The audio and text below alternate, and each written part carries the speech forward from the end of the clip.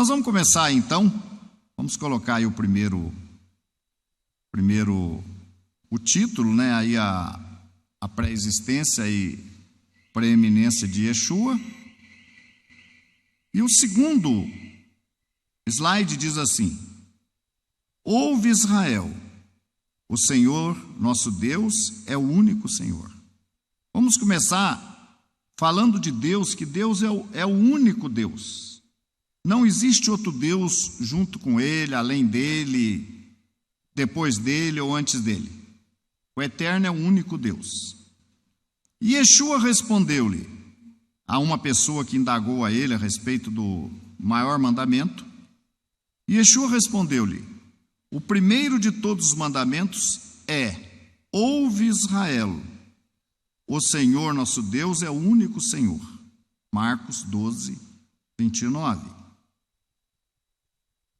Então aí o que eu falei há pouco, a Trindade, a ideia dos segmentos cristãos é fazer de Yeshua parte de uma Trindade. Para se entender esse estudo, há que se abrir mão deste conceito, entendendo-se o NT com critério e Yeshua em seu real contexto. Nenhuma pessoa vai entender o Novo Testamento, ou a questão de Yeshua, ou a questão da Trindade, se não tiver com intenção de fazer isso. Se não abrir mão de certas coisas, aí não tem como entender, aí não adianta nem perdermos tempo. A palavra logos do grego, a expressão, a palavra logos do grego, significa verbo, palavra, discurso ou razão. Conhecido em português como verbo, é um importante conceito na cristologia cristã para estabelecer a doutrina da divindade de Jesus Cristo e sua posição como Deus Filho na Trindade, como declarado no credo calcedoniano. Vamos para o próximo. O conceito deriva da famosa frase de João. Então veja bem, muitas vezes a pessoa vem lá com João, capítulo 1, versículo 1. Eu sei que toda pessoa que vem citar João 1, crê na Trindade. Gente, se você crê na Trindade, para você a Trindade é verdadeira, não adianta nem estudar. Eu sou dessa opinião. Não adianta estudar. Mas se você crê, mas você está disposto a conhecer outra explicação, aí tudo bem. Então, João 1, ou primeiro, é um dos pontos mais fortes usados por aqueles que defendem a crença numa Trindade. No princípio era o Verbo, e o Verbo estava com Deus, e o Verbo era Deus. Então aí está. Em traduções, o verbo é geralmente utilizado para logos, como eu já falei, mas em discussões e obras teológicas o termo geralmente não é traduzido. Mas esse logos já se aplicando a Deus e por aí vai. Vamos ver a próxima transparência. Definições. Yeshua pré-existiu. Como foi isso? Como é que ele pré-existiu? Né? Yeshua participou da criação, sua humilhação, servo, cordeiro, sua exaltação, preeminência. Por que seria exaltado? Então, gente, Yeshua pré-existiu. Então, isso é uma coisa definitiva para nós. Yeshua pré-existiu. A pré-existência de Yeshua é verdadeira. No princípio era o Verbo estava com Deus, o Verbo era Deus, ele estava no princípio com Deus, e o Verbo se fez carne e habitou entre nós. Mas vamos explicar. E vimos a sua glória como a glória do unigênito do Pai, cheio de graça e de verdade. Na primeira carta de João agora. Preste atenção. O que era desde o princípio, o que temos ouvido, o que temos visto com nossos próprios olhos, o que contemplamos e as nossas mãos apalparam com respeito ao verbo da vida. Numa outra versão, vai dizer o seguinte: o que era desde o princípio, o que vimos com nossos olhos, o que temos contemplado, e nossas mãos tocaram da palavra da vida. Então aqui aparece também traduzido como palavra. E aí diz que as nossas mãos tocaram na palavra da vida, né? Está vestido com um manto tinto de sangue, e o seu nome se chama o Verbo de Deus. Apocalipse 19:13. Na outra versão, diz: estava vestido com uma veste salpicada de sangue, e o nome pelo qual se chama é a Palavra de Deus. Então veja, como é que Yeshua existiu? Como verbo, como palavra. O que é um verbo? É uma ação. Entenderam? É uma palavra. Yeshua pré-existiu como verbo ou como palavra. 1 João, Evangelho de João 1, verso 3. Todas as coisas, preste atenção, todas as coisas foram feitas por Ele, pelo verbo, pela palavra. E sem Ele nada do que foi feito se fez. Então lembra que eu falei que Yeshua participou da criação? Participou. Colossenses 1, 16, 17. Porque nele foram criadas todas as coisas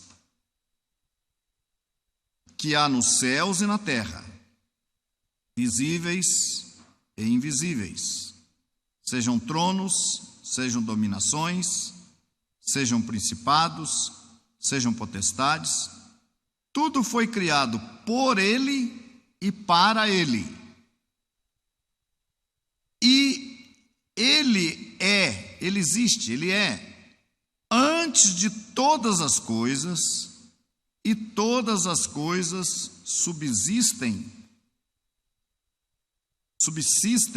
por Ele. Agora, Ele aparece já com uma outra característica. Nós falamos em verbo e em palavra. Agora Ele aparece como o quê? Como primogênito. Ele, o qual é a imagem do Deus invisível, o primogênito de toda a criação. Então, Ele é o primeiro de toda a criação. Ele é antes de todas as coisas, e todas as coisas subsistem por Ele. É isso que você falou, né? Ele é o primogênito, o primeiro, tá? Apocalipse 3,14.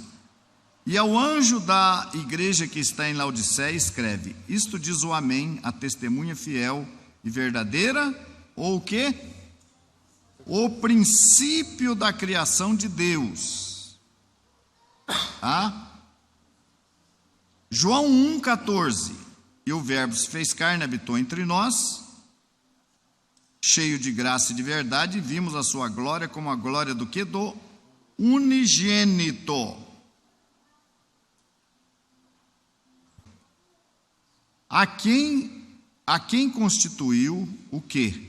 Veja bem, isso é muito importante, gente. Se você encarar a figura de Yeshua apenas como uma pessoa que nasceu, viveu entre o povo, morreu, nada disso aqui tem sentido. E essa é a diferença de Yeshua e dos demais que apareceram como profetas.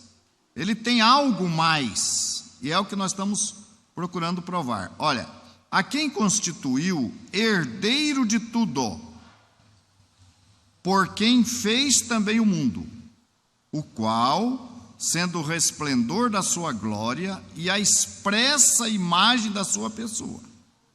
Muitas vezes quando Yeshua falava assim: quem vê a mim vê o Pai. Ele está falando que ele era Deus. Não. Ele estava falando que quem conseguisse entendê-lo, quem conseguisse vê-lo, estava vendo o Pai, porque ele era uma expressão do Pai. O caráter de Deus estava nele.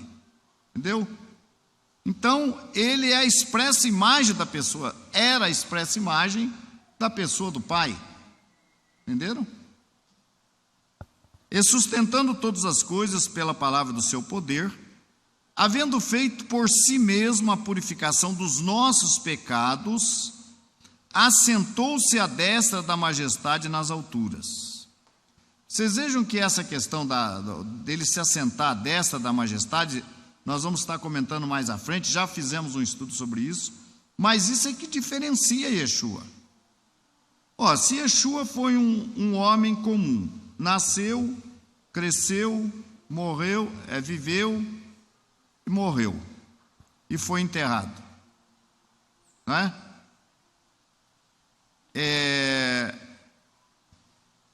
Qual é a diferença dele num outro homem qualquer? Praticamente nenhuma, só a vida dele de tzadik, mais nada. Então, Yeshua tem que ter uma diferença. Digno és, Senhor, de receber glória, honra e poder, porque tu criaste todas as coisas, e por tua vontade são e foram criadas. Yeshua veio do Pai. Gente, Yeshua era divino? Era divino. Divino não significa que ele era Deus. Significa que ele veio de Deus. Ele era divino porque ele veio de Deus, tá? Eu não estou dizendo que ele era Deus. Não, ele era Deus, ele era divino. Não é preciso ser Deus para ser divino.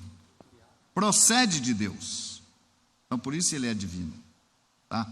Se isso aí atende um conceito de divindade, então ele tinha divindade. Mas não é porque ele tinha divindade ou porque ele era divino que ele era Deus. A gente tem que entender isso. Agora veja bem o que Yeshua fala aqui no 17:5 de João. E agora glorifica-me tu, ó Pai, junto de ti mesmo, com aquela glória, o quê? Com aquela glória que tinha contigo, quando? Antes que o mundo existisse. Se ele estava junto do Pai, ele tinha uma glória antes que o mundo existisse, é claro que ele pré-existiu então. Ele não veio a partir do nascimento de Maria, ele já existia antes. João 13:3. Yeshua, sabendo que o Pai tinha depositado nas suas mãos todas as coisas, e que havia saído de Deus, e ia para Deus. Então ele saiu de Deus e voltava para Deus. Isso a gente tem que entender. E eu entendo isso perfeitamente sem entender que ele era Deus. Mas ele não é? Não é. Ele foi o primogênito. Vamos ver aí. 100% homem. Isso é muito importante. Aí a outra ala, a ala que quer divinizá-lo, fazer dele um Deus, não gosta. Que fala que ele era 100% homem. Só que tem uma coisa. Por exemplo, suponhamos que Yeshua fosse 50% Deus e 50% homem. Vamos supor. Né? Deus homem, como eles querem. O que acontece, por exemplo, quando ele andou sobre as águas? Quando ele andou sobre as águas. O que vocês entendem aí? Qual era o grande feito que houve em ele andar sobre as águas? Qual era? Não. Se ele era Deus, qual é o problema andar sobre as águas? Fala para mim. Mas o que aconteceu quando ele andou sobre as águas? Ele ganhou credibilidade. Como é que pode? Ele está vindo andando sobre as águas. Aquilo trouxe a ele credibilidade, mas era um homem que estava andando sobre as águas, não era um Deus. Tanto é que ele chamou Pedro na sequência e falou: venha ter comigo. E Pedro foi e Pedro andou também. Se ele fosse Deus, aquilo não tinha nenhum sentido. Claro, ele anda sobre as águas mesmo, ele é Deus. Mas aí que está, ele era um homem andando sobre as águas. Ele chama um outro homem e fala, né, vem comigo, mas era um homem de fé, obviamente. Era um homem que tudo era possível para ele pela fé, pela santidade que ele vivia, mas ele não era Deus. Ele não precisava ser Deus para andar sobre as águas. Vamos ver aí umas citações de Hebreus, capítulo 2. Vemos, todavia, aquele que, por um pouco de tempo, tendo sido feito menor que os anjos, Yeshua, por causa do sofrimento da morte. Por que ele tinha que ser menor do que os anjos? Por quê? Por quê, gente? Ele tinha que morrer. Ele tinha que sofrer, ele tinha que morrer. Então, tudo isso dele sofrer e morrer seria uma farsa. Se ele fosse Deus, era fácil para ele aquilo tudo ali. Bom, sou Deus agora, pode fazer o que quiser comigo. Aquilo tudo era uma farsa, não era sofrimento nenhum. Ele estava simulando um sofrimento, porque ele era Deus. Daí o problema que é crer que ele era Deus. Esse é o problema. Você anula o sofrimento dele, você anula o sacrifício dele quando você fala que ele era Deus. Você joga por terra. Então não valeu nada. E é isso que Rassatã queria, que não valesse nada. Escuta uma coisa, vou fazer uma pergunta para vocês. Quem é que Rassatã destruiu lá no Éden? Quem foi? Quem foi que ele destruiu? Eu sei que foi Adão. Um homem. Rassatã não destruiu um homem? Agora, quem que teria que destruir Rassatã? Um homem. Então você pega e por um homem tinha que sair. Por um homem entrou o pecado, por um homem tinha que sair. Então, se você pegar, por exemplo, uma pessoa me agride, daí eu falo, não, mas eu vou derrotá-lo. Aí eu chamo uma Maguila para, né? Aí não pode, eu vou chamar uma Maguila, aí não é, ele bateu em mim, eu sou uma pessoa que não sou lutador de boxe, né? Agora eu vou pegar um profissional para, aí é covardia. Rassatã destruiu um homem teria que destruir Rassatã, entenderam? Um homem teria que vencê-lo. Então, Yeshua, por causa do sofrimento da morte, foi coroado de glória e de honra, né? Isso posteriormente, para que, pela graça de Deus, provasse a morte por todo homem. Porque convinha que aquele, por cuja causa e por quem todas as coisas existem, conduzindo muitos filhos à glória, aperfeiçoasse, por meio do sofrimento, o autor da salvação deles. Então, Yeshua tinha que ser 100% homem para sofrer, para que o seu sacrifício tivesse valor. Então, quando os nossos amigos que defendem o cristianismo divinizam Yeshua, eles cancelam os méritos dele. Cancelam tudo. Não valeu nada o que ele fez. Então ele não salva. O Yeshua crido lá dentro de Edom não salva o pessoal que está lá. E não é só lá. Em todos os segmentos que creem que ele é Deus, ele não salva, porque não é ele. Ele não tem méritos. Ele é Deus, então ele não vai te salvar. Vendo? Às vezes você, mas faz diferença eu creio se ele era Deus, era homem? Claro que faz. Faz toda a diferença. Vamos ver a próxima transparência. Visto, pois, isso é uma continuação do texto, nós vamos ler vários versículos de Hebreus, tá? Continuação.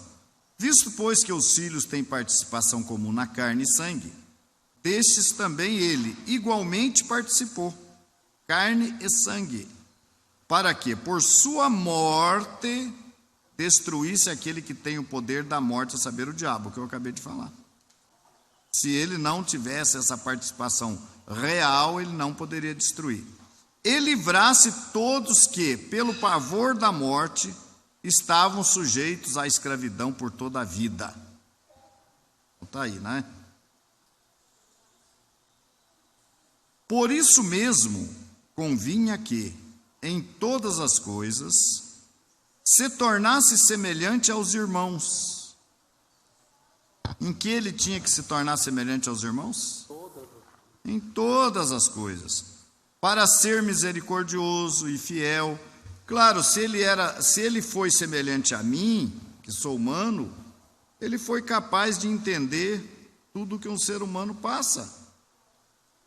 Todas as provas, todas as tentações, todas as fraquezas, não é? O momento que a gente fica nervoso, fica brabo, ele também ficou. Ele foi lá, virou a mesa dos cambistas. E a gente não pode fazer nada. Eu um dia joguei lixo no chão lá, me taxaram de... como se eu tivesse feito um crime. Ué, eu sou um ser humano. Qual é a pessoa que não faz, no momento, uma coisa que pode parecer um absurdo? Yeshua foi 100% humano e capaz de entender todas as nossas fraquezas, né? E, portanto, ser o nosso fiel sumo sacerdote nas coisas referentes a Deus para fazer propiciação pelos pecados do povo. Pois naquilo que ele mesmo sofreu, tendo sido tentado, é poderoso para socorrer os que são tentados. Vocês estão entendendo por que Yeshua tinha que ser 100% homem? Estão entendendo? É claro, é bem claro isso aí. Bom, continuando. Pois ele, agora aqui é mais difícil, é um texto mais difícil, hein? Pois ele, subsistindo em forma de Deus, não julgou como usurpação o ser igual a Deus. Então ele era Deus. Está falando da pré-existência. Da pré-existência dele quando ele estava ainda no Pai. Vocês vão entender isso daqui a pouquinho aqui. Quando ele ainda estava no Pai. Como palavra, como verbo, ele era um projeto de Deus. Entenderam? Ele estava em Deus. Ele era uma ação de Deus. Uma concepção de Deus. Então ele subsistiu nessa forma. Entenderam? Como palavra, como verbo. Então, ele, subsistindo em forma de Deus, não julgou como usurpação o ser igual a Deus. Antes, a si mesmo se esvaziou. Glorifica-me com aquela glória que eu tinha contigo antes da criação do mundo. Não tinha uma glória com o Pai? Mas aí, por enquanto, a gente não está falando em pessoa, está falando em palavra, em verbo, né? Mas essa condição, possuída por ele como verbo, ele teve que abrir mão dela, dessa condição. Para quê? Para se esvaziar. Antes a si mesmo se esvaziou, assumindo a forma de servo, tornando-se em semelhança dos homens e reconhecido como? Em figura humana. A si mesmo se humilhou, tornando-se obediente até a morte e morte de cruz. Gente, se Yeshua era Deus, e Deus se fez carne, Deus nasceu, estava aqui andando por aqui, como é que ele morreu? Deus não morre. Então não é Deus. Não é o Pai, é a palavra, é o verbo, a ação de Deus, esse projeto de Deus que foi necessário que esse projeto se tornasse um ser humano, fosse esvaziado de tudo, de toda a força, de todo o poder, de toda a autoridade, de toda a glória que existia, para que se tornasse um ser humano. E pudesse, então, tornar-se obediente até a morte, e morte de cruz. Aí João 1,14, o verbo se fez carne e habitou entre nós. Nós já falamos. Cheio de graça e de verdade, vimos a sua glória como do unigênito do Pai. E Yeshua recupera o que foi perdido pelo homem no Éden. Tá? Não é isso que nós falamos? Que o primeiro Adão perdeu tudo, perdeu o poder, perdeu o reino, perdeu o governo, perdeu o domínio, perdeu a vida eterna. E Yeshua vai resgatar tudo isso como homem. E Yeshua tornou viável a vida eterna aos que nele creem. Yeshua restaurará em sua vinda o reino perdido pelo primeiro homem, Adão. Por meio de Yeshua, Deus ressuscitará na primeira ressurreição os que nele creram para a vida eterna. E Yeshua se tornou o quê? Primícias. Por que ele é primícias dos que dormem? Porque ele é o primeiro dentre os mortos que ressuscitou para a vida eterna. Teve outras ressurreições. Filho da viúva de Naim, o Lázaro, lá o Elias, foi Elias que ressuscitou. Eu sempre faço uma confusão se foi Elias ou Eliseu. Eliseu? Então, esses que ressuscitaram morreram de novo. Viveram mais um pouco, morreram de novo. E Yeshua foi o único que ressuscitou e não morreu mais. Ressuscitou para a vida eterna. Bom, seria impossível nós falarmos então de Yeshua sem falar que ele foi o servo sofredor.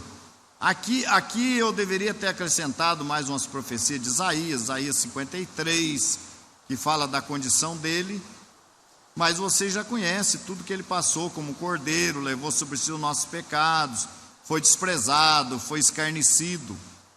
Então, digamos assim, a primeira vinda de Yeshua cumpriu esse propósito de servo sofredor, de cordeiro, de fazer a expiação pelos nossos pecados.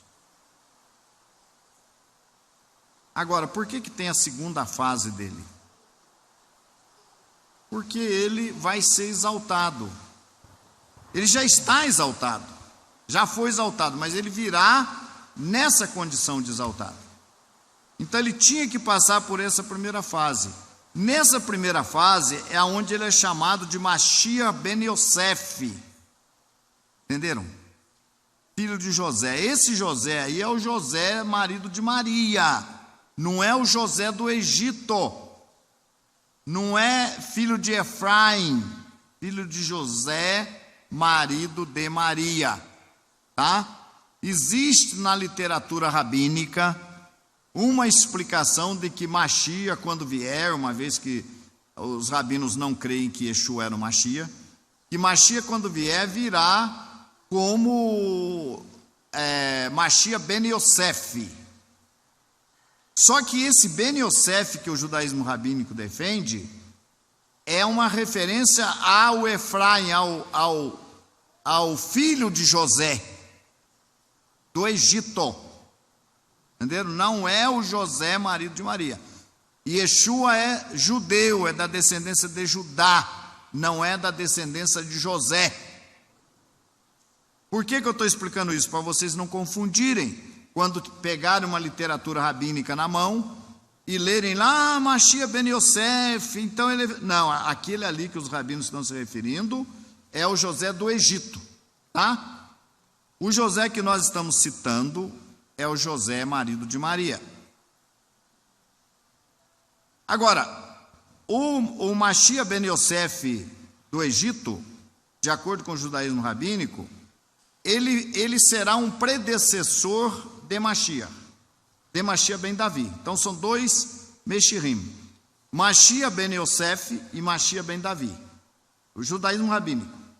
Então, primeiro vem o Machia ben Yosef, que é o que vai nascer normalmente de mulher, vai crescer, vai ser um guerreiro, um revolucionário, e vai enfrentar Gog e Magog numa guerra.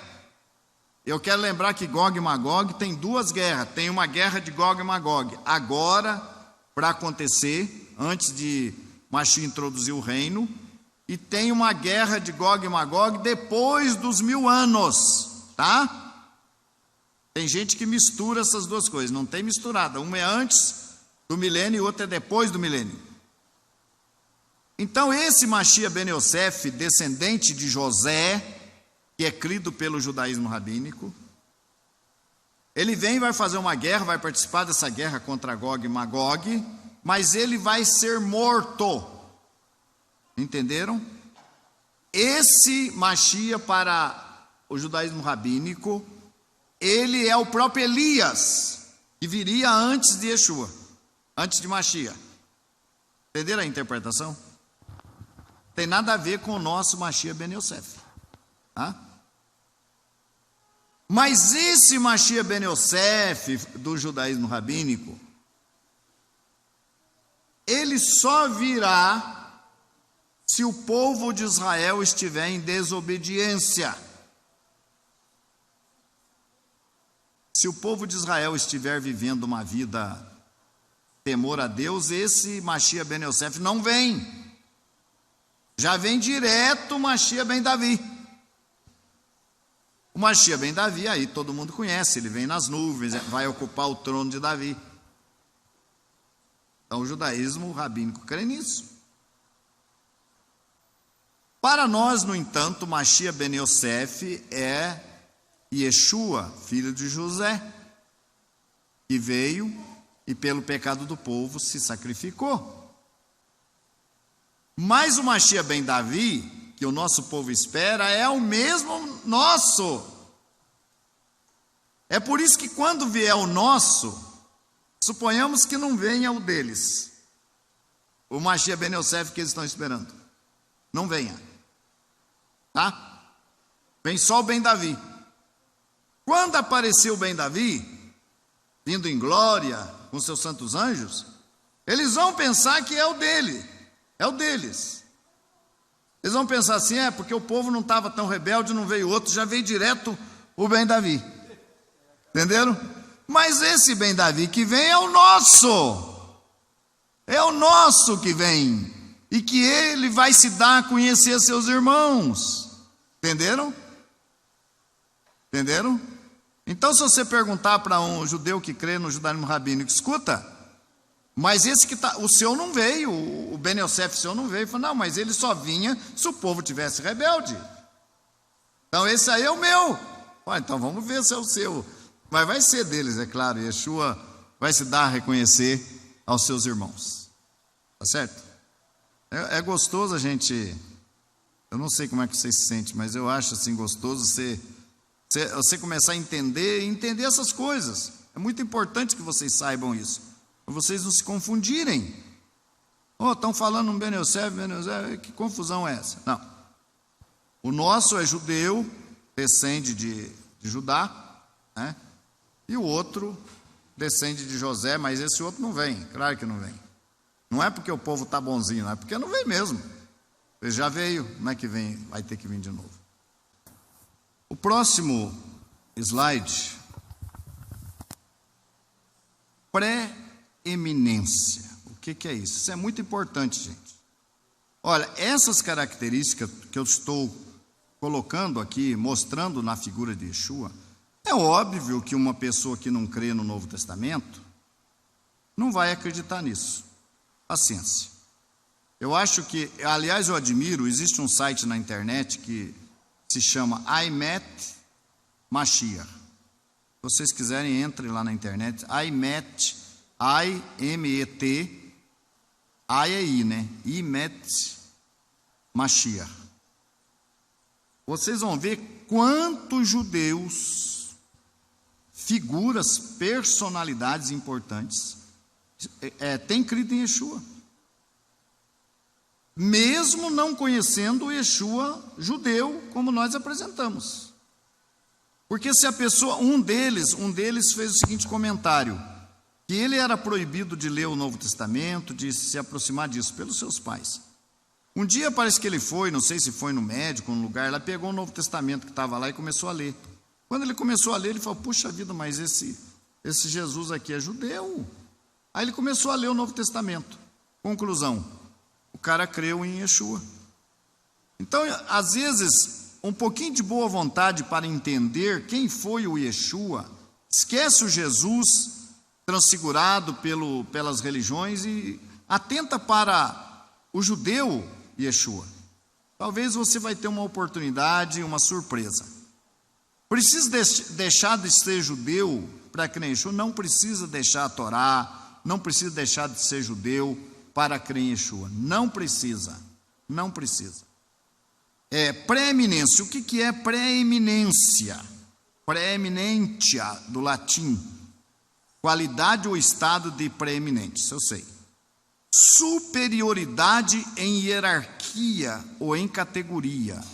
Excelência, vantagem, primazia.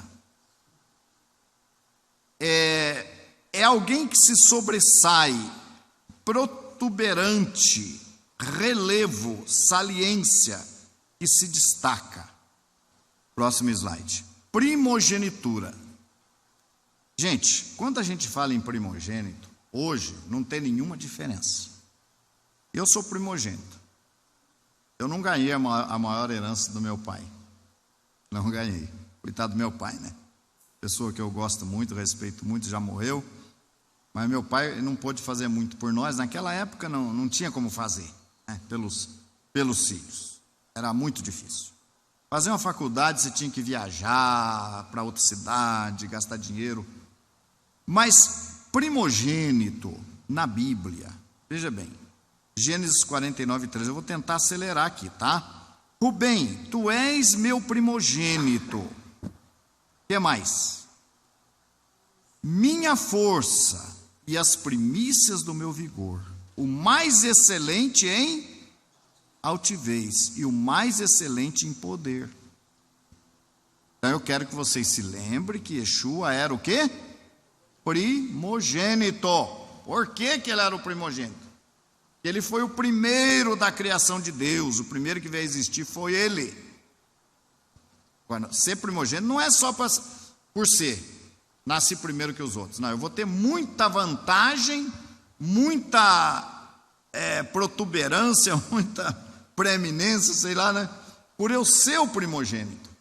Tá? É uma vantagem muito grande ser primogênito. Tá? Deuteronômio 21, 7. Mas o filho da aborrecida reconhecerá por primogênito, dando-lhe dobrada porção de tudo quanto possuir, porquanto aquele é o primogênito do seu vigor, o direito de primogenitura é dele. Hebreus 12, 6. E ninguém seja fornicador ou profano como Esaú, que por um manjar vendeu o seu direito de primogenitura. Olha lá. E da parte de Yeshua HaMashiach, é isso que está lá? Que foi fiel testemunha, o primogênito dos mortos, e o príncipe dos reis da terra, gente. O príncipe, o principal dos reis da terra. Aquele que nos ama e em seu sangue nos lavou dos nossos pecados. Mas agora Mashiach ressuscitou dos mortos e foi feito as primícias dos que dormem. Porque assim como a morte veio por um homem, também a ressurreição dos mortos veio por um homem. Porque assim como todos morrem em Adão, assim também todos serão vivificados em Mashiach. Mas cada um por sua ordem. Mashiach as primícias, depois os que são de Mashiach na sua vinda. Vamos ver a próxima transparência. Exaltação, preeminência. Agora veja, Filipenses 2, 9. Pelo que também Deus o exaltou soberanamente e lhe deu um nome que é sobre todo nome. Está vendo? O nome dele está acima de todo nome, né? O nome de Yeshua só não está acima do nome do Pai, tá? Vocês vejam bem uma coisa, há um lugar que diz que ele colocou todas as coisas debaixo dos seus pés E claro está que quando se diz isso, se excetua aquele que lhe colocou. Então o pai não está, mas é como José no Egito, que tudo menos o faraó, tudo ou menos estava sob o comando de José, né? Exatamente. Atos 5:31, Deus com sua destra o elevou a príncipe salvador, o elevou, tá vendo, gente? Ele foi elevado a príncipe salvador para dar a Israel o arrependimento e a remissão dos pecados. Saiba, pois, com certeza toda a casa de Israel, que a esse Yeshua que vós crucificastes, Deus o fez o quê? Senhor e Mashiach. Ele é a pedra que foi rejeitada por vós, os edificadores até hoje estão rejeitando, né?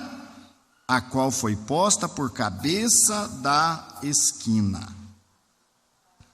Salmo 110, 1.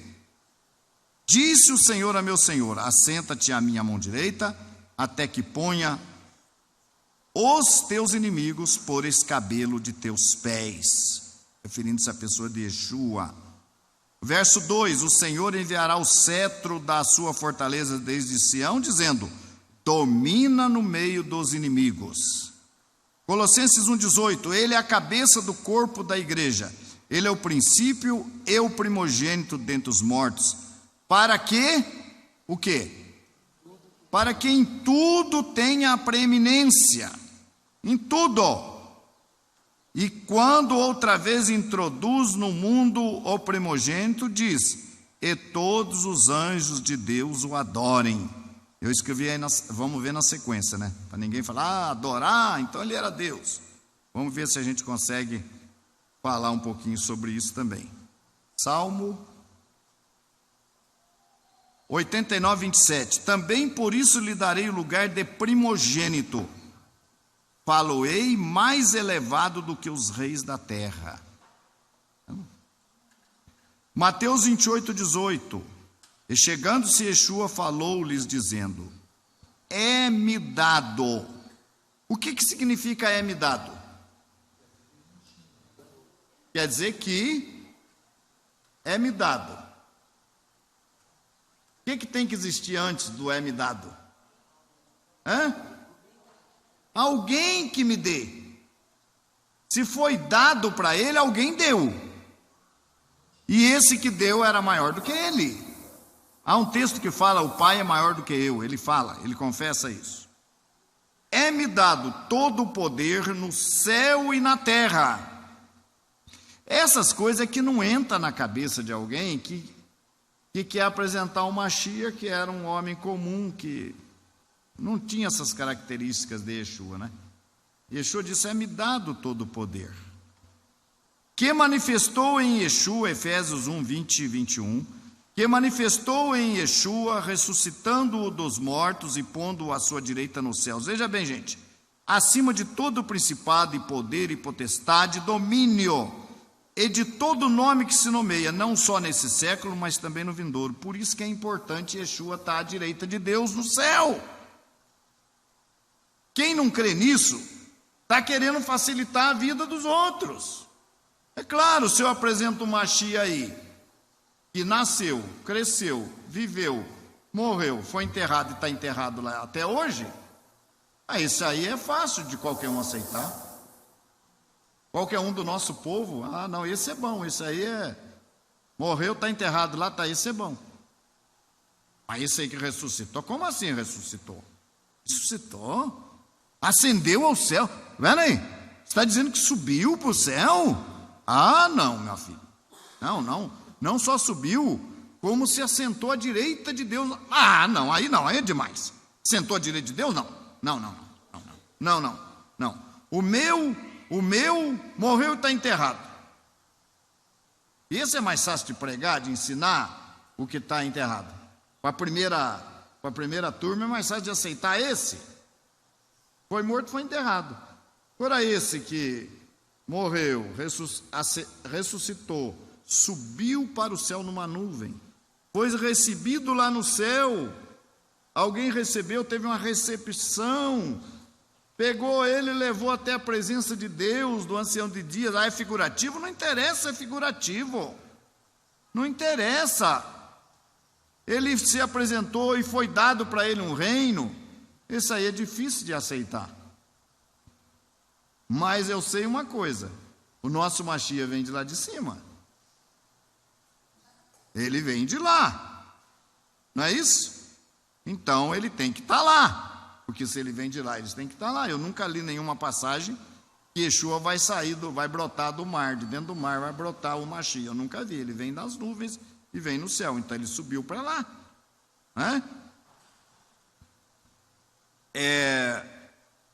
Efésios 1:22. Alguém sujeitou, para que tenha sujeitado, alguém tem que ter sujeitado. Ele sujeitou todas as coisas a seus pés, e sobre todas as coisas o constituiu como cabeça da igreja, que é o seu corpo, Pelo que Deus o exaltou soberanamente, e lhe deu um nome que é sobre todo nome, para que o nome de Yeshua, aí não deu nem tempo de eu alterar aí para Yeshua, viu? Desculpem. Para que o nome de Yeshua se dobre todo o joelho dos que estão nos céus e na terra e debaixo da terra, e toda a língua confesse que Yeshua HaMashiach é o Senhor, para a glória de Deus Pai. Ele foi exaltado, gente. Por que ele foi exaltado? Porque primeiro ele foi humilhado, e ele superou todo o sofrimento, e ele se entregou. Agora ele foi exaltado. Depois disso ele foi exaltado. Olhando para Yeshua, autor e consumador da fé, o qual pelo gozo que lhe estava proposto suportou a cruz, despesando a afronta, e assentou-se à destra do trono de Deus. Gente, não existe preeminência de Yeshua, exaltação dele, se ele estiver enterrado. Qual é a preeminência dele? Ou se ele está por aí escondido em algum canto por aí, e dentro de Roma, como eu já falei que dentro de Roma ele não está. O que está lá dentro de Roma é uma figura, não ele. Ele não está lá dentro de Roma, escondido, humilhado lá dentro de Roma.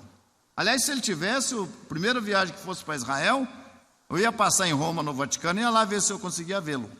Porque deve estar escondido lá dentro do Vaticano. Mas isso é simbólico, é uma figura dele que está lá. Ele não tem nada com aquele que está lá dentro. Mas aquele que está lá dentro promove ele. Entenderam? O qual está à destra de Deus. Está, não é estará não. O qual está à destra de Deus, tendo subido ao céu, havendo-se-lhe sujeitado os anjos, as autoridades e as potências. E quando outra vez o introduz no mundo, o primogênito diz: e todos os anjos de Deus o adorem. Não me façam perguntas. Ainda. A próxima transparência. Hoje te gerei. Gente, preste atenção. Salmo 2:7. Recitarei o decreto. O Senhor me disse: tu és meu filho, eu hoje te gerei. Então, a partir de quando Yeshua é considerado filho? Tu és meu filho. Tá. Hoje eu te gerei. A partir de quando? Quando ele foi gerado. Ele se tornou filho. A palavra, o verbo, o poder, a palavra criadora de Deus se tornou filho quando Deus o gerou. E ele é o único gerado, ele é o unigênito, único gerado, porque os anjos foram criados por Deus. Ele foi gerado. Ele foi gerado na concepção de Deus primeiro, e depois ele foi gerado na condição de filho. Entenderam? Tu és meu filho, hoje eu te gerei.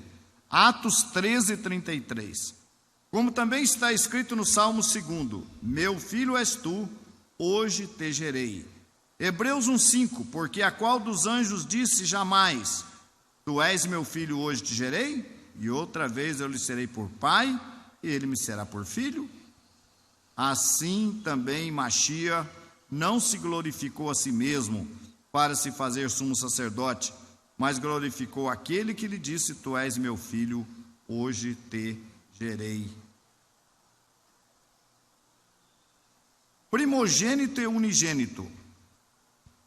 Zacarias 12:10. E sobre a casa de Davi e sobre os habitantes de Jerusalém derramarei o espírito de graça e de súplicas, e olharão para aquele a quem traspassaram, pranteá-lo-ão como quem pranteia por um unigênito. Está vendo?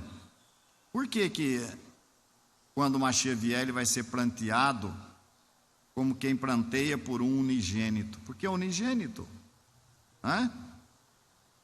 Olha, nós sabemos que Isaac foi unigênito, foi o primogênito do pai, né? Então é aquele que é mais amado, aquele primeiro filho, né?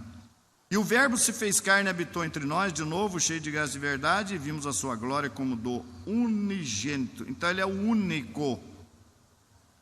Porque Deus amou o mundo de tal maneira que deu o seu Filho unigênito. Aqueles textos que vocês já conhecem, né? João 3,18. Quem nele crê não é julgado, o que crê já está julgado, porquanto não crê no nome do unigênito Filho de Deus. Hebreus 11:7, pela fé Abraão, quando posto à prova, ofereceu a Isaque, estava mesmo para sacrificar o seu unigênito, aquele que acolheu alegremente as suas promessas. João 4:9, 1 João, nisto se manifestou o amor de Deus em nós, em haver Deus enviado o seu Filho unigênito ao mundo, para vivermos por meio dele. Agora sim, o 8:14, respondeu Yeshua e disse-lhes: ainda que eu testifico de mim mesmo, o meu testemunho é verdadeiro, porque sei de onde vim e para onde vou. Está vendo? Sei de onde vim e para onde vou. Aqui prova ele dando testemunho de que ele veio de Deus, não é? Se na verdade julgo, o meu juízo é verdadeiro, porque não sou eu só, mas eu e o Pai que me enviou. Gente, os anjos de Deus o adorem. O verbo, eu não tenho aqui agora para mostrar para vocês, é um verbo grego que significa render homenagem. Quando a gente desce ali da Torá, você viu que a gente dá 3 passinhos para trás e faz isso? Isso aqui é o adorar, que é traduzido no Novo Testamento. É prestar homenagem. Então não é a mesma coisa de adorar. Nós temos que adorar a Deus, né? Mas nós temos que prestar homenagem, né? Por exemplo, quando estamos diante de... Quando o Orochi entra, vocês não levantam? É uma homenagem, não é? Então tem coisa que se faz em respeito, em homenagem. Então, os escritos da Brit Hadashah, quando fazem menção, nesse caso específico, de alguém adorando a Yeshua, enfim, não era adoração, era uma prestação de homenagem. Tá? Os magos, quando vieram na manjedoura ali, prestaram homenagem para ele, porque ele era um rei. Quando você comparecia diante de um rei, você tinha que se encurvar. Né? Diante de uma autoridade, você tem que se encurvar. Entenderam? Sinal de respeito, sinal de consideração com aquela função que aquela pessoa exerce. A mesma coisa é quando você se levanta, né? Até é bom que a gente aprenda isso. De repente você vai aí num tribunal ou em qualquer outro lugar, quando entrar o juiz, se ninguém levantar, você levante. E a gente deve mostrar a educação que a gente teve como israelita. Então, vocês entenderam essa questão da pré-existência de Yeshua? Ele pré-existiu, nós não negamos isso, e eu não tenho nenhuma dificuldade em entender isso, a pré-existência dele, né? Como verbo, como palavra, criador. Então, quando Deus disse, haja luz, o que fez que houvesse luz? O que fez que houvesse a luz? A palavra, não é a palavra que veio? Haja luz. Essa palavra representa a figura de Yeshua. Então a primeira coisa que Deus criou foi a palavra dele. Então Deus estava quieto. primeira coisa que ele criou foi a sua própria palavra. E aí, através da palavra, ele foi criando todas as coisas. E essa palavra se fez carne quando ele disse: tu és meu filho, hoje eu te gerei, né? Falando um pouco então, para concluir, sobre a geração de Yeshua, como é que nós entendemos? Veja bem, gente, nós temos que entender, o Novo Testamento é um livro histórico, documental e também teológico. Tem gente que fala que não é teológico. Eu não disse canônico. Se eu falar canônico, aí eu estou errado. O Novo Testamento não é canônico. Canônico é o Tanar, é a Torá, é canônico, foi escrito com esse propósito. O Novo Testamento foi um apanhado histórico da vida de Yeshua, mas que, como nesse apanhado também se apanhou ensinamentos dados aos discípulos, então ele também tem um teor teológico. Mas ele não foi criado para ser exato. O Novo Testamento não teve esse objetivo. Quem estava escrevendo, não, vão usar esse escrito meu mais tarde como Bíblia, deixa eu escrever tudo certinho, não posso errar. Não, a pessoa escreveu. E aí você tem a influência dos tradutores. Você tem que considerar que o Novo Testamento ficou em poder de Roma durante todos esses anos. A Torá não, mas o Novo Testamento ficou. Que Roma mexeu no Novo Testamento. Então, quando se fala do nascimento de Yeshua, nós vamos ter a oportunidade de falar sobre isso. Por exemplo, o profeta Isaías, quando fala que uma virgem conceberá e dará à luz um filho, que é citado no Novo Testamento, no texto original de Isaías fala uma almá. Almá é uma mulher jovem, não é virgem, mulher jovem. Uma mulher jovem conceberá, e não uma virgem. Entenderam? A palavra virgem é Betulá. Então, Betulá, se tivesse escrito Betulá, aí era virgem mesmo. É Almá. Almá significa uma mulher jovem. Então, a deturpação vem ocorrendo já nas versões, não é? E com toda certeza, esse texto que fala que José não conhecia Maria, e Maria apareceu grávida, isso aí a gente não tem dúvida de que isso não está correto.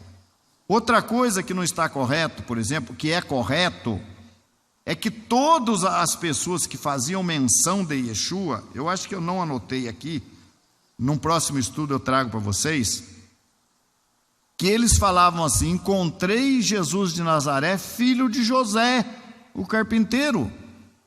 Quer dizer que todas as pessoas que faziam menção de Yeshua falavam que ele era filho de José. Existem várias referências que a gente poderia colocar para vocês. Ora, se ele não era filho de José, é claro que as pessoas, os seus contemporâneos, iam saber disso. Não, ele é filho do Espírito Santo. Não, é filho de José. Não mora entre nós, seu pai, sua mãe, seus irmãos?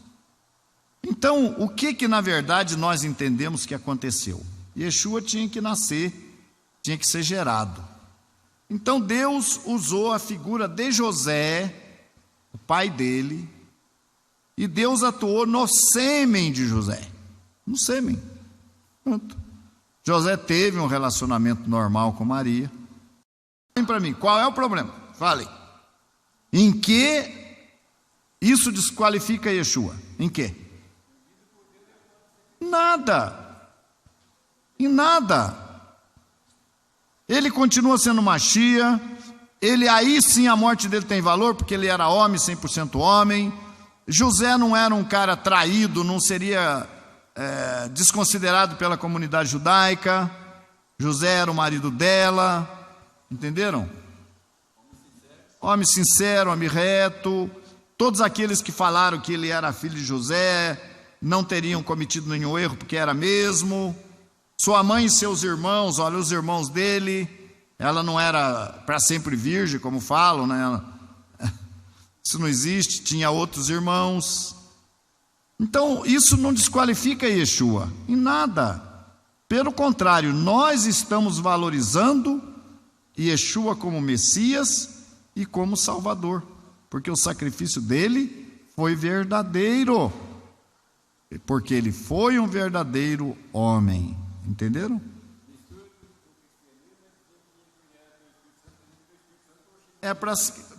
Porque se ele foi gerado pelo Espírito Santo, daí ele era Deus mesmo. Era Deus homem mesmo, é tudo que eles querem. É o que eu falei, uma corrente quer que ele seja um homem normal, comum, que morreu, nasceu, está morto, enterrado, que não fez nada. A outra corrente quer que ele seja Deus. Não é nenhuma coisa nem outra. Não é verdade? Nem uma coisa nem outra.